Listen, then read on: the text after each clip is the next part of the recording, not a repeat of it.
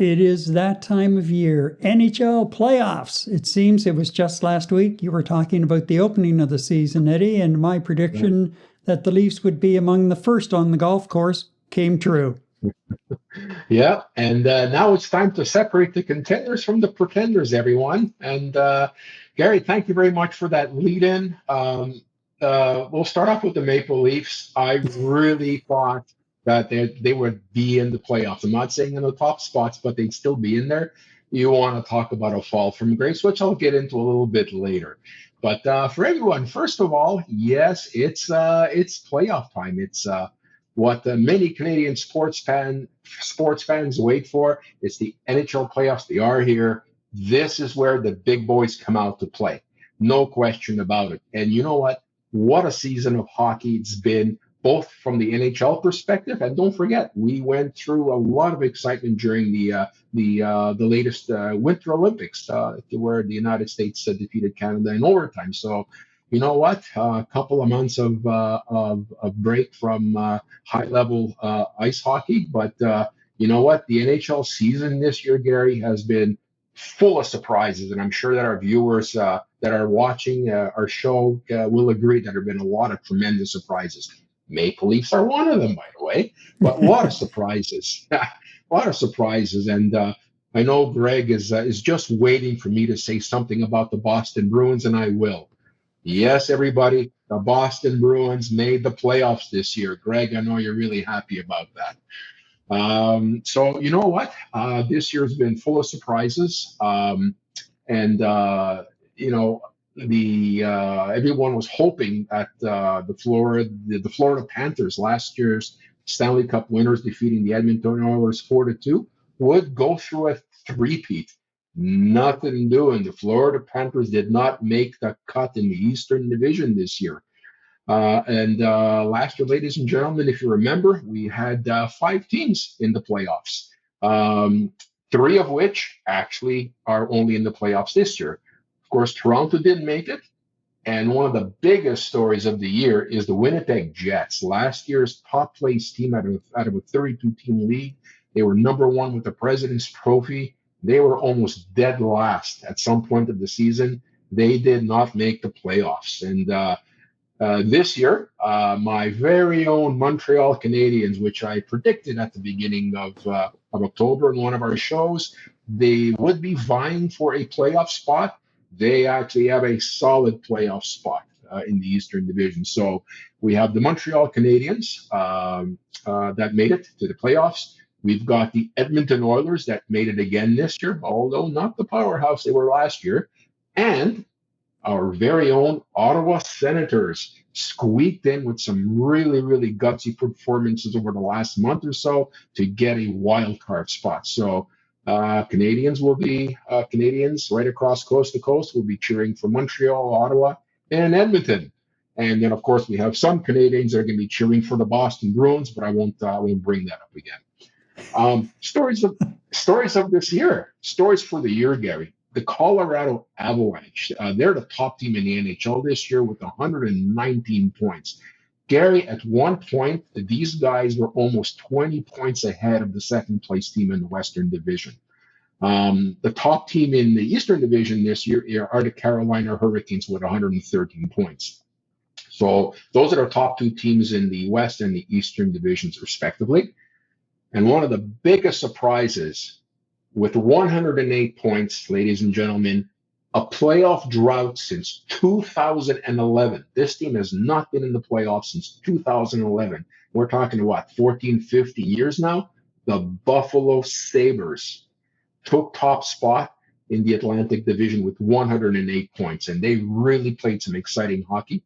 And second-time coach Lindy Ruff took over the reins and turned this team right around. So what a remarkable turnaround for a hockey team not to have been in the playoffs for 15 years to be right at the top.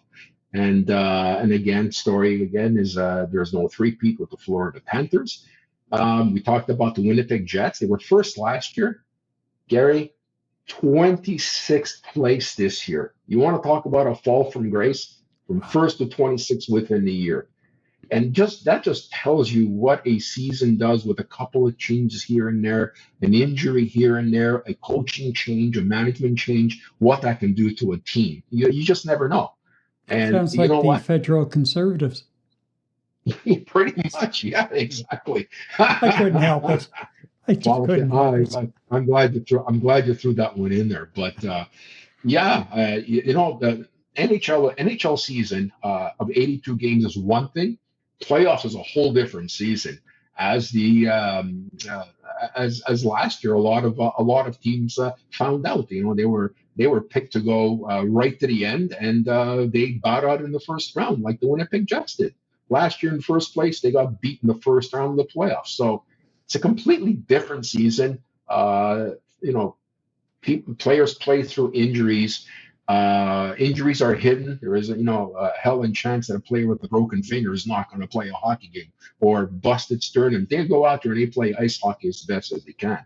And all you need is a goal from somebody you don't expect or a bad play. Totally different season. And, players are pretty much playing for their lives here. So, yeah, Winnipeg Jets last year banged out in the first round. So, Gary, this year, four Canadian teams, all right, out of seven, four Canadian teams were on the bottom seven of 32 teams in the NHL. What a drop! I mean, you're looking at the Vancouver Canucks. You're looking at the Calgary Flames. Vancouver was dead last, by the way. I don't think they ever were dead last, even since they joined the NHL in the early 70s. Dead last this year. Calgary wasn't too far from there either. Winnipeg didn't make it, and of course Toronto didn't make it. So yeah, not a good season for Canadian teams vying for bringing Lord Stanley back to Canada. So we're going to have to depend on three of them. And another interesting story, Gary, is the Eastern Conference versus the Western Conference. What a huge disparity in terms of points. Usually the West is up there as gunslingers. They were all over the place this year. And a lot of teams you would expect to do extremely well, like the Edmonton Oilers, just made it into the playoffs. And there's a huge disparity. In the Eastern Division, Gary, I mean, where most teams tonight, the hockey season ends tomorrow night, Thursday, but there's a couple of teams playing tonight and tomorrow. Most of the playoff spots, all the playoff spots, in fact, in the Eastern Division, they're set. So there are eight teams in the playoffs. They're pretty much set. And I think there's one or two games where, a team will either move up in the standings or lower in the standings, giving them home ice advantage or not. But the eight teams in the East are set. In the West, there are still teams vying for a playoff position. That's how close it is. And interestingly enough, I mentioned the disparity of how tough the Eastern Division is versus the West. Up until last week, Gary, on the Eastern Division, where the Canadiens, the Ottawa Senators, Toronto Maple Leafs, and Boston Bruins play, I have to mention the Boston Bruins because I don't want to get a very impolite email message or something from Greg, so I have to mention the Boston Bruins as much as I can here. There were four teams that didn't make it up until last week. Let me correct my statement here. Up until last week, Gary, there were four teams that were still gunning for a playoff position. I think up until last Friday or Saturday. That's how close it was. And they were vying for the top three spots in the division, actually. But so with the games tonight, everything is set. Eight teams are set, and maybe a couple of game adjustments for home ice position and whatnot. So we're looking at four teams: Washington Capitals, Detroit Red Wings, Columbus Blue Jackets, and New York Islanders. The bottom team there had 91 points.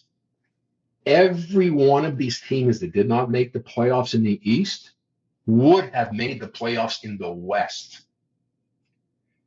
That's how weak the Western Division. Yes, Wow. those four teams who did not make it with 91 points had more points than the eighth place team in the Western Division. They each would have had a shot at this. That's the difference. And I think one of the biggest surprises, Gary, I mean, I'm sorry, the Leafs are out. I still can't believe the Leafs are out. And you know what? I suspected we were going to have challenges with Mitch Marner going to Las Vegas, who, by the way, made it to the playoffs. and Austin Matthews without a Mitch Marner, they'd have a little bit of a difficult time, but I really thought they were going to make the playoffs. So I really think they're going to go into rebuilding mode. Management has been swapped around. I believe the coach is going to, coaching staff is all going to be let go, and they're gonna have to rebuild, another rebuild for the Leafs. So you're going to have to wait, and I know it's been a long, long, long, long wait for a Stanley Cup, Gary. I think it was 1967 the last time they hoisted the cup. So I think 1967, yeah. you're going to have to wait a little while longer. Fans in Ontario are going to have to wait a little longer. Our viewers in Ontario are going to have to wait a little longer. I'm sorry to say, you're just going to have to depend on the Toronto Blue Jays for your championship excitement. But baseball is a whole other story. Speaking of, just let me interrupt you for a second. Speaking of rebuilding, was this the fourth or the fifth and final year of the rebuilding plan for the Canadians? I'm glad you asked me that question, Gary, because this is year number 5. And if you recall at the beginning of the predictions at the beginning of the season, I said the Montreal Canadiens are going to be in the hunt for a playoff spot. They went above and beyond the hunt for a playoff spot. Last year, they made it into the playoffs as a wild card with just 91 points. I think they had something like 106 or 108 points this year, with a tied with 108 points with Tampa for second, third place. So they did extremely well. And it just goes to show when you bring the right people in with the right qualifications who know how to manage and run a hockey team, this is what happens. And I'm really hopeful that the Toronto Maple Leafs, will get away from letting MLSE dictate how the team is supposed to be run, and let the professionals run the team. The Toronto Maple Leafs will at some point achieve a Stanley Cup, but they've got to make that cut and stop it with the likes of TV entertainment media making and CEOs making professional hockey business decisions. It's not the right place for it, and the Canadians learned the hard way not to do that. They learned the hard way not to just try to appease the fan base for whatever reason, and that they actually ran the business of hockey being run without the influence from anybody on the outside. And this is year number 5. Year number 4, they eked in the playoffs, and they lost the first round. But this year, they're a solid.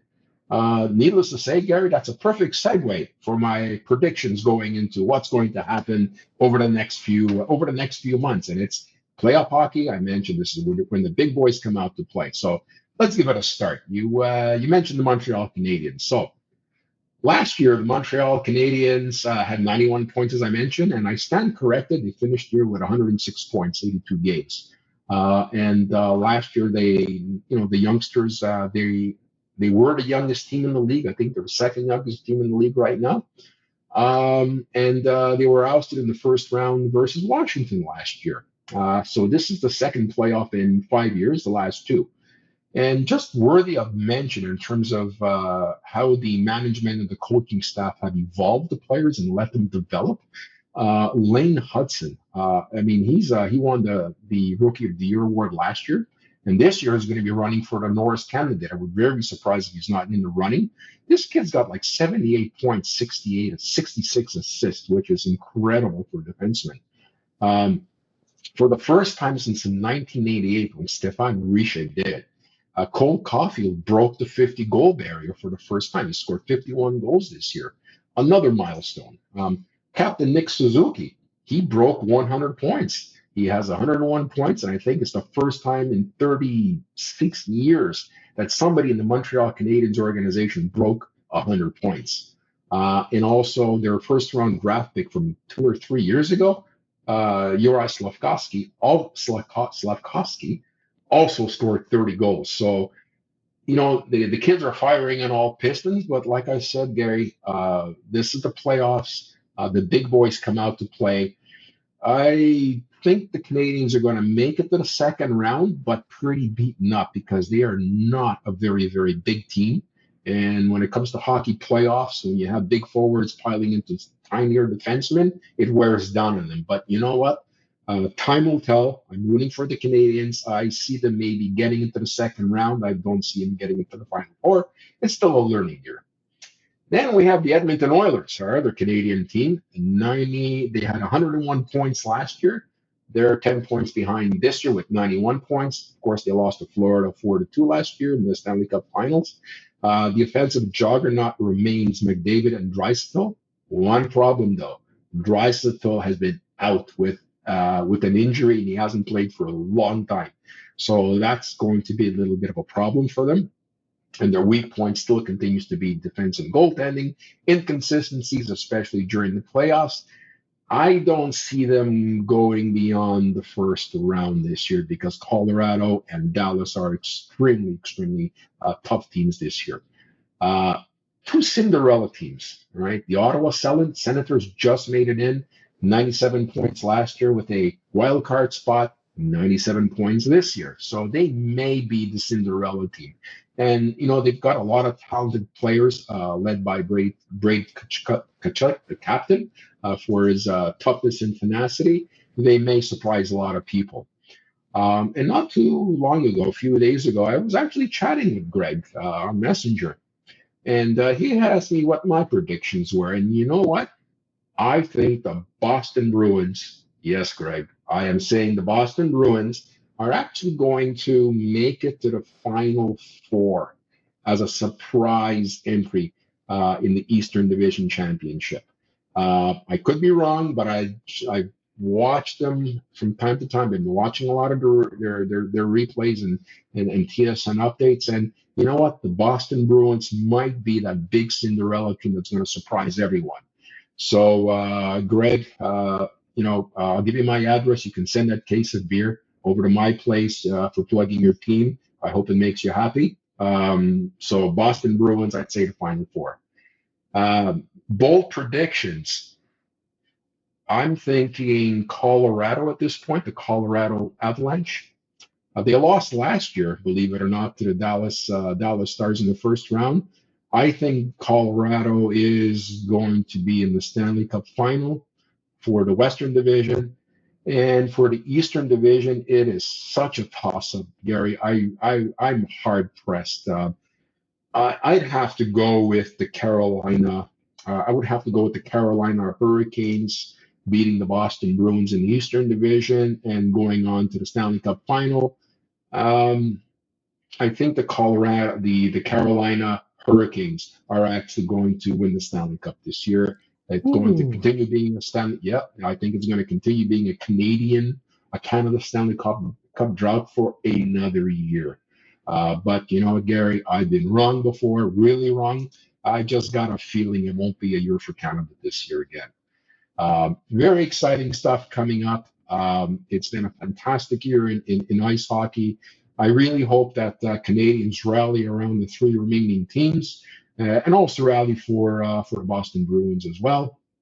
I have to mention that the Pittsburgh Penguins have made it as well. So we have Nova Scotia native in there, Sidney Crosby in the thick of things. I think they're going to go out in the first round. And of course, we have Nathan McKinnon also from Nova Scotia representing the Colorado with the Colorado Avalanche. It's going to be great ice hockey.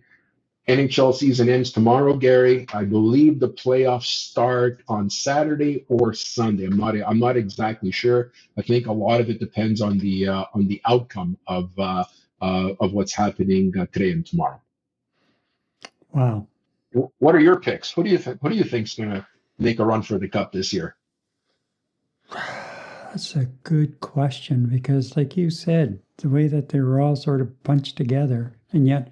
Yeah. The differences in the total accumulation of points in one division versus the other, like that's just I flip a coin. Yeah. At this stage. Year is more of a flip of coin than last year. This year is really tough to gauge. You know, I know what you're saying about the Canadians being a young and small team, but. You know, you do get bumped around big time. But by the same token, they have the younger side does have the stamina, and they'll just keep coming back. And who knows? Who knows? They may just get that feeling in their gut that, we're going to do this. We're going to be the Cinderella team. We're going to surprise everyone. And as much as I hate to say it, if there's a true upset like that, then I think it's going to be the Canadians coming through on it. Now, do they come home with the cup? Probably not. I think you're probably nailing the Stanley Cup champions. But I think that the Canadians have the promise of maybe going even a little bit farther than what a lot of people will give them for credit for at this stage. Right. Well, you know what? And if they do bring the cup home, that's number 25. You never know. But who's counting? That's almost many. Yeah. That's more. That's not as many years as the drought we have suffered. On the Leaf side. Gee. So, all right. So well, Gary, you know what? At the end of the day, our takeaway, as I mentioned before, absolutely anything can happen. But for sure, there are a few teams that are clearly built for this moment. You're picking the Canadians. I'm picking the Carolina Hurricanes, but you just never know, Gary. Absolutely never know.